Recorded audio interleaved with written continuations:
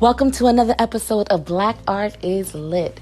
I'm extremely excited. Today is the one, the only, the magnificent Queen Zora Neale Hurston's birthday.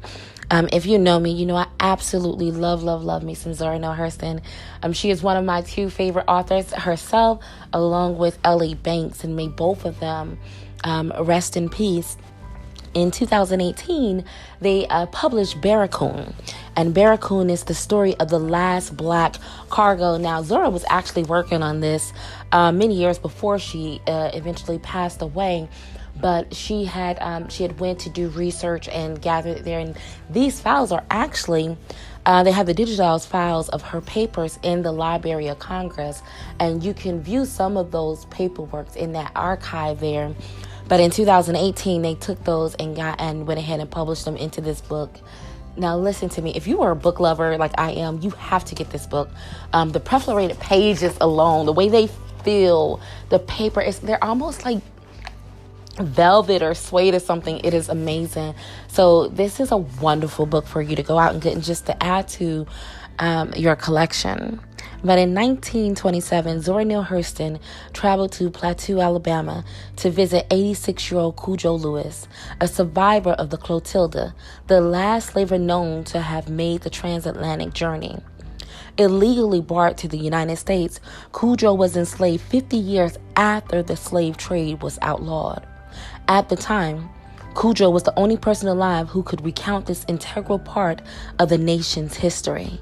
As a cultural anthropologist, Hurston was eager to hear about these experiences firsthand, but the reticent elder didn't always speak when she came to visit.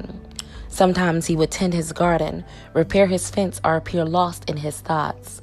Hurston persisted, though, and during an intense 3-month period, she and Cudjo communed over her gifts of peaches and watermelon, and gradually Cudjo, a poetic storyteller, began to share heart-rending memories of his childhood in Africa, the attack by female warriors who slaughtered his townspeople, the horrors of being captured and held in the barracoons of Oida for selection by American traders, the harrowing ordeal of the Middle Passage aboard the Clotilda as cargo with more than 100 other souls, the years he spent in slavery until the end of the Civil War, and finally his role in the founding of Africa Town.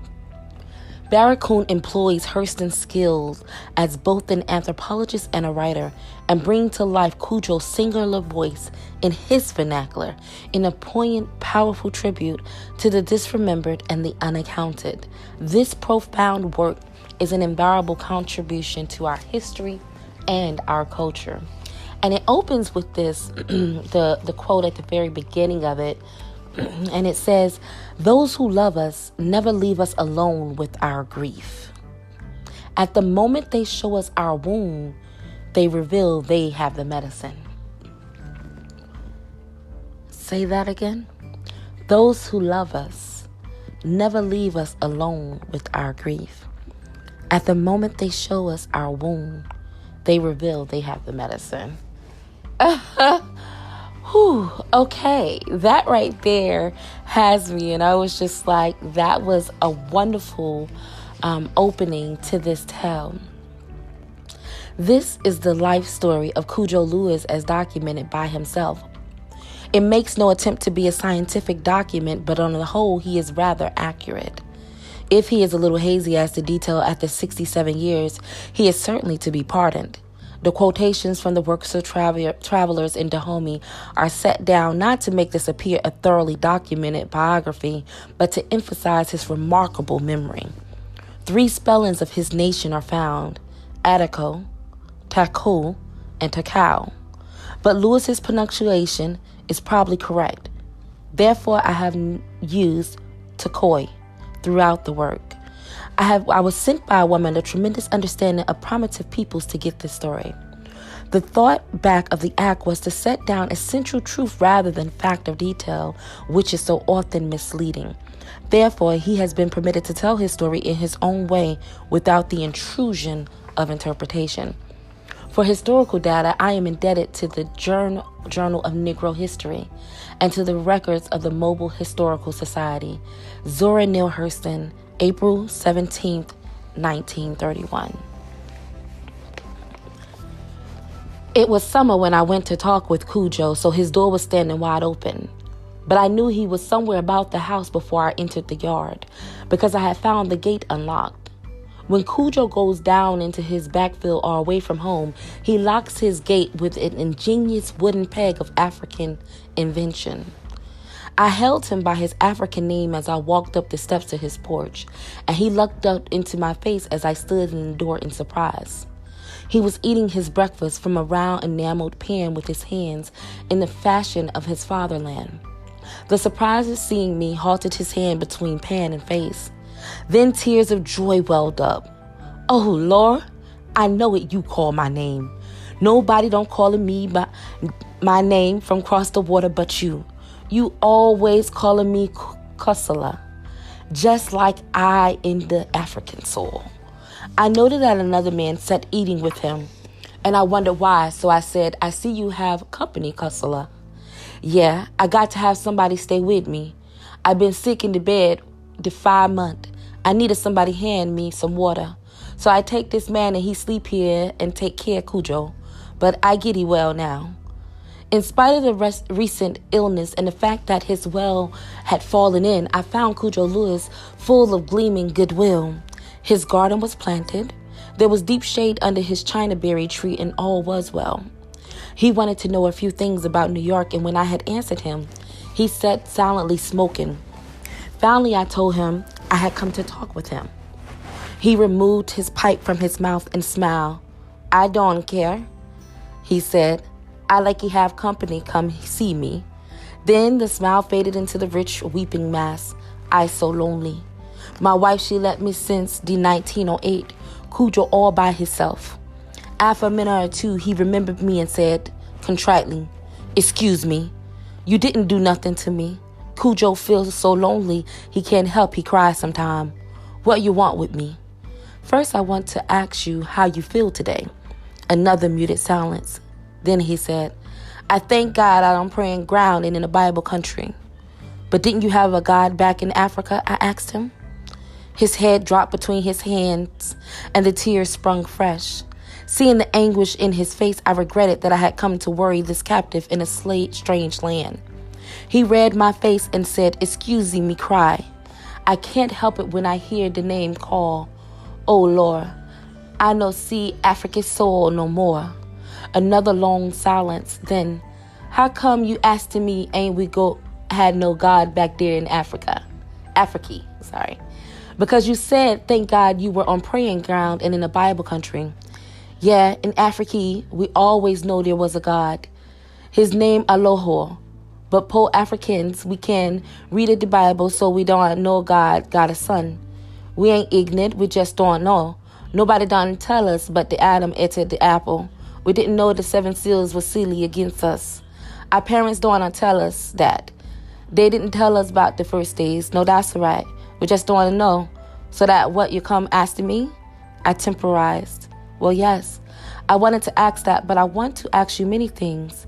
I want to know who are you and how you come to be a slave, and to what part of Africa do you belong, and how you fared as a slave, and how you have managed as a free man."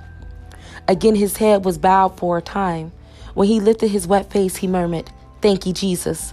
Somebody come ask about Cudjo. I want to tell somebody who I is, so maybe they go in the African soil someday and calling my name, and somebody dare say, 'Yeah, I know Kusala.' I want you everywhere you go to tell somebody what Cudjo say, and how come I in American soil since the 1859 and never see my people no more.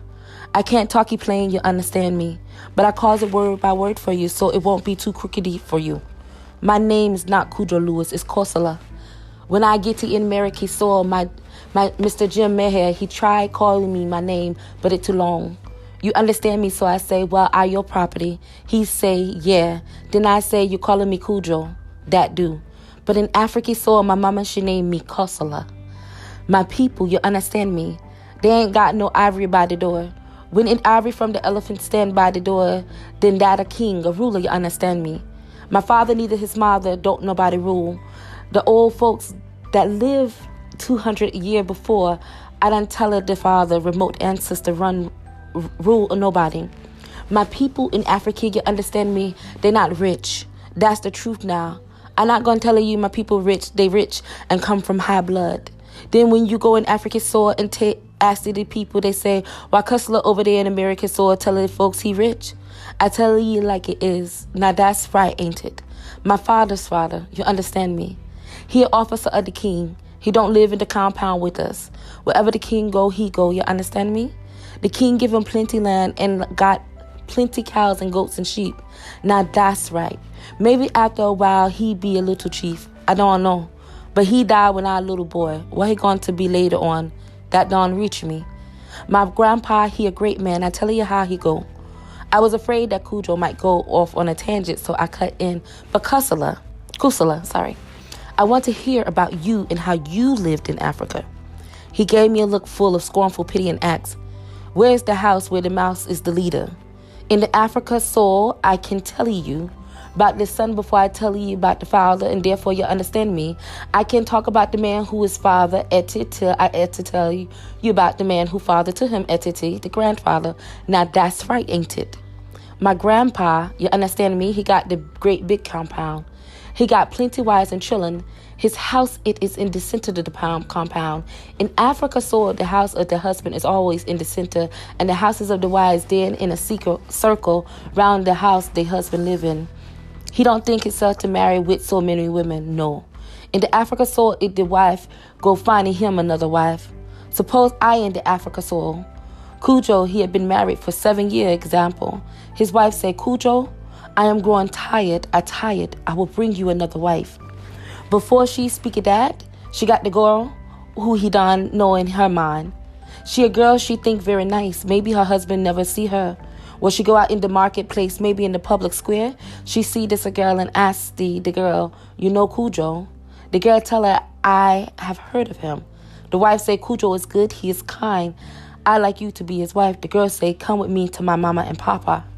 They go, you understand me, to the girl's parents together. They asked her questions and she answered it for her husband. She asked them questions too, and if both sides satisfied with one another, the girl's parents say, we give our daughter into your care. She ain't ours no more. You be good to her. The wife should come back to Cudjo and make the arrangements. Cudjo got to pay the father for the girl. If she be a rich girl, then if she be a rich girl that been in the fat house long time, you understand me? He got to pay 2 of everything for her. 2 cow, 2 sheep, 2 goat, chickens, yam, maybe gold. The rich man keeping his daughter in the fat house long time. Sometime 2 year. She get the dinner in there 8 times a day, and they don't leave her get in and out the bed by herself.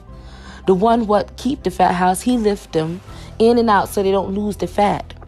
The man not so rich, he can keep his girl there long so she not fat. So poor man don't send his daughter. Therefore, you understand me, the man pay different price for different girl. Is your daughter of a poor family or she been married before or something, he don't pay much for her. When the new wife come first to her husband compound, she live in the house with the old wife. She teach her what to do and how to take care of the husband. When she learn all that, then she can have a house by herself. When they get ready to build the new house, the man take it in machete and cut the palm tree to mark the place where the house go be built. Then he throw down a cow and have plenty palm wine. Then all the people come and eat the milk and drink the wine, stump the place with smooth and build the house. My grandpa, he build the wife house many times. Some men in the Africa soil don't get to no wife because they can't buy none. They got nothing to give so a wife can come to them. Some got too many. When you get hungry, it is painful, but when the belly too full, it painful too. All the wives make food, odia, for the husband. All the men, they like it, the fufu. They eat it the big calabash full to the top with fufu. Then my grandpa, he lay down to sleep. The young wives, before they are old enough to take up the actual duties of wifehood, help put the husband to sleep. One make it wind for him with the fan, another one rub the head, maybe one clean the hands, and somebody look after the toenails. Then he sleepy and snore. Somebody stand guard to the door so nobody make noise and waking him. Sometime the son of a slave in the compound making too much noise. The man what stand guard catching him and taking him to my grandpa, he sit up and looking at the boy so. Then he asked him, whoever telling you make that mouse can walk across the roof the mighty. Where is that Portuguese man? I swap you for tobacco. In the olden days, I walk on your skin. That is, I would kill you and make shoes from your hide. I drink water from your skull. I would have killed you and used your head for a drinking cup. My grandpa say that, but he don't never ask the chief to sell nobody to Portuguese. Some chief, they get mad when the slave talkie so sassy and don't do work like they tell them. Then they sell him to Portuguese. The chief throw orange under the table. Then he call the slave boy he gonna sell and say to the boy, pick me the orange under the table. The boy stoop under the table. The chief got a man standing there, maybe two. When the boy go under the table to get to the orange, the chief say, catch it the bushman. The men grabbing the boy and selling him. The chief, he ain't always glad. One day his wife die. She's still in the old wife's house and ain't never been no wife to the chief yet. She too young. Why she died, Cudjo don't know. When they come to tell the chief his young wife dead, he go look. He slap his hand on his wrist. Then he scream in his fist and cry. He say, yeah, my wife dead. All my goods wasted. I paid big price for her. I fattened her and now she dead and I never sleep with her once. Yeah, I lose so much. She dead and she's still a virgin. Yeah, true, I have great loss. Cudjo looked out over his patch of pole beans towards the house of his daughter-in-law. I waited for him to resume, but he just sat there not seeing me. I waited, but not a sound. Presently, he turned to the man sitting inside the house and said, go fetch me some cool water. The man took the pail and went down to the path between the rows of pole beans to the well in the daughter-in-law's yard. He returned and Cosala gulped down a healthy cup full from a homemade tin cup. Then he sat and smoked his pipe in silence. Finally, he seemed to discover that I was still there. Then he said brusquely, go leave me alone. Cudjo tired. Come back tomorrow.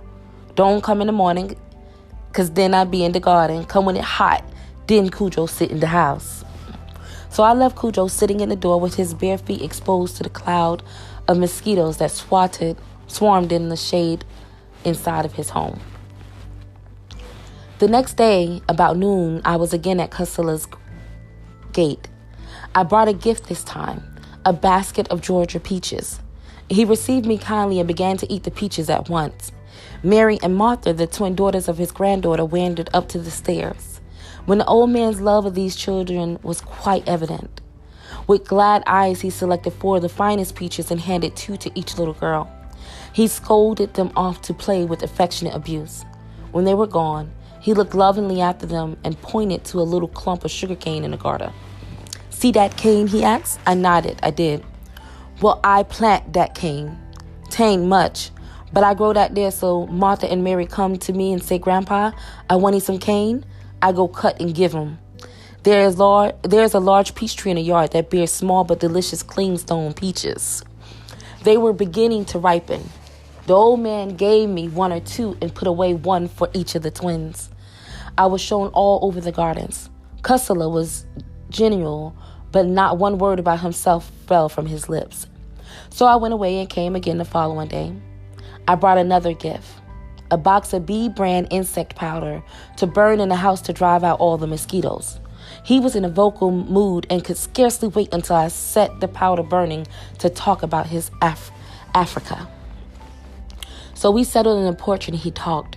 I reminded him that he had been telling me about the chief's losing a wife under such unfortunate circumstances and about his grandfather's compound. I don't forget nothing. I remember everything I did 5-year-old. Yeah, my grandpa, he officer of the king. He be with the king everywhere he go. You understand me? Therefore, you understand me. One man, he kill a leopard. Well, the king don't care. But he kill a leopard, but the laws say that when a man kill a leopard, he got to bring it to the king. The king don't want to take the beast away from the man what kill it, you understand me? But he got to take the big hairs that grow around the mouth. They very poison. And the king don't want none of his people to get to kill. So men's, they wicked, you understand me? And they take the hairs and make the poison. Therefore, the king say when any man killed the leopard, he got to cover the head so no woman can see it and bring the leopard to the king. Then the drums go beat and call all brave chiefs and come discuss the leopard that been killed. The king, he keep the head, the liver, the gall, and the skin. That always belong to the king. It all make a different medicine. All the body, he tried and making more medicine too. But some try make fetish and eat the flesh, so they eat the medicine. Therefore, when a man killed the leopard and take the hairs before he let the king know he killed the leopard, they kill that man. He a wicked man. One man, he killed a leopard. He covered the head and tied the body to a young tree, tied by the feet to a pole so that it could be carried. Well, the king called all of the chiefs and they come looking. They take off the cover from the dead head and the king look at the hairs. He see one hair it gone from the hole in the face where it grow. All they chief they looky too. They see the hair and they ain't there, so they call the man. The king say, well, you killed this beast. The man say, yeah, I kill him. How you killed this leopard? With despair I kill him. Did you touch the head? No, I don't touch the head at all. I only a common man, and I know the head belonged to the king, so I don't touch it. The king looky at the head and looky at the man. He say, how is it this beast got this hole for hair, but one hair not there? Tell me where the hair is. I see where it pull out. Who is it that you want to kill? The man say, I don't want to kill nobody. I ain't touching the hairs. That's the truth now. If I touch the hair, let in city. That is, may I be turned over to the executioner in Sibidi, being the name for the executioner. They search the man and find the hair. Then they try him all day. They talk power. So next day they find him guilty. So they say he got to die. He a wicked man wants spec to kill somebody with the hair. Therefore, you understand me, they tie him by the left foot and wait for Akiri Unsun. Kings, they are great. They all execution save for this day. Then they take him to the place of sacrifice. The king come with his hair and all the chiefs bring they soul too. They city they self and the drum beat. It speak with the voice of the king. Then it is Sibidi come into place and dance. One have a mouthpiece that rattle. He shake the mouthpiece that rattle. He shake the mouthpiece that sing. What he say? Cudjo gonna tell you. On a great day like this, we kill thee, one that is evil. On a day like this, we kill the bad one, who would command the poison one from the leopard to kill us. On a great day like this, we kill him, who would kill the innocent. He danced some more with the drum, and the other two dancing with him. Then he sings some more. A great knife that eats no other blood but human blood, lely killy him. A great knife, it feed the earth. A great knife eats no other blood but human blood. They dance some more. When the king make it the sign, they dance up to the man where he tried at, and with one look chop he off his head. The head fall to the ground, and the rough work. It open and shut into time, but quick they put a piece of the stick from the banana tree in the mouth. Then they can open the drawer when they get ready. If they don't do that, the drawer closed and they can't get it open no more. The body of the man they bury in the ground. The head they put it in the sacrifice place with the other heads. The king go back into his village, but the chief have court every day. All day somebody say to him, this man touched my wife. This a man commit adultery. Everything be done open there. Not so many secrets. When a man kills somebody there, he be tried open on all the boys and men in the village hear the trial. I don't know how come he done it, but one man killed another with the spear. So they arrested that man and tied his hands with the palm cord. Then they pick up the dead man and carry him to the public square, the marketplace, you understand? Then they send message by the drum to the king in the village where he had to come set on the trial inside the case. In Africa, you understand, if somebody steal or commit adultery, the chief of the village, he try him. But if a man kills somebody, then they send for the king and he come and side the case. Therefore, when this man spear other one through the breast, they send word for the king to come. The old folks should understand me. The wise ones, they go out in the woods and get the leaves. They know which ones and mash the leaves with water. Then they paint the dead man all over with this so he don't spoil till the king come. Maybe the king don't get there till the next day. When the king come, my grandfather, he come with him. Before anybody else see the king, we know he is almost there because we hear the drum. When a little chief travel, he go quiet. But when the king go any place, you understand me, the drum go before to let the people know the king come. That night, everybody sit up with the man all night and eat meat and drink palm wine and banana beer. Late the next day, you understand me, the king come with the chiefs and the other villages to help him side the case. So the chief of our village, he went out a short way to meet the king. Then he put down and killed cows and goats. It too late that day to hold trial, you understand me? So they decided to hold it next day. So they did. The king, he takes a special seat they bring for him, and they chiefs from the other towns, they sit on their stool or rank in different places around the square. The dead man is laying on the ground in the center where everybody can see him. The man that killed him, he tried where folks see him too. Therefore, they tried the man. They asked the man why he killed this other one.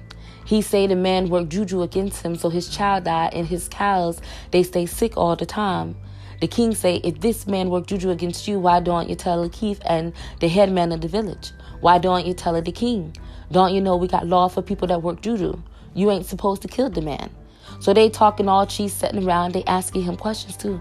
In African law is the law, and no man can make out he crazy like that and get excuse from law. If you kill anybody, you gonna die too.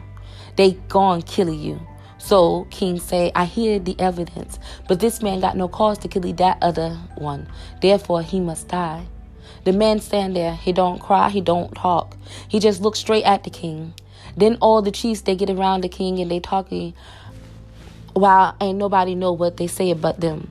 Then all the chiefs, they go back and talk their seats again. Then they drums begin to play. They big drum, kata kumba, the drum that speaks like a man, it begins to talk. And the man, what is insipidity, he began to dance. They lead the murderer out to the center of the square. The insipidity, he danced. And as he danced, he watched the eye of the king and the eye of all chiefs. One man will give him the sign. Nobody know which one will give the sign. They decide that when they whispering together. Therefore, the executioner danced until he get the sign of the hand. Then he danced up to the murderer and touched his breast with the point of the machete. He danced away again. And the next time he touched the man's neck with his knife. The third time that he touched the man, other men rush out and seize the murderer and take the palm cord and stretch his face to face upon the dead man and tie him so tight that he can't move himself. When the executioner touched the murderer with his knife, that is a sign that he is dead already. So they wrapped the cord around his neck and around the neck of the dead man. They wrapped the cord around his body and around the body of the dead man. They wrap his arm and the dead man's arm with the same cord. His leg is wrapped as one with the leg of the dead man he done killed. So they leave him there. His nose is tied to the nose of the dead man. His lips touch the lips of their corpse, so they leave him. The king and the chief, they talk about other things while they watch the struggles of the murderer. Sometimes, if he be a strong man and the person he killed be little, he managed to get up and go away with the body. But if the corpse be heavy, he lay right there till he die. If he cry for water, nobody pay no attention to him because he is dead since the machete first touched him. So they say, how can a dead man want water? If he cried to be cut loose, nobody pay attention to him. They say, how can a dead man want to be loose? The other dead man don't cry. How come this man cry? So they leave him there. But people watch until he died too. How long it take? Sometime he die next day. Sometime 2 or 3 days. He don't live long. People can't stand the smell of the horse, the cow, and other beasts. But no man can stand the smell in his nostrils of a rotten man. Again, happy birthday, in the words of Toni Morris, to one of the greatest writers of our time.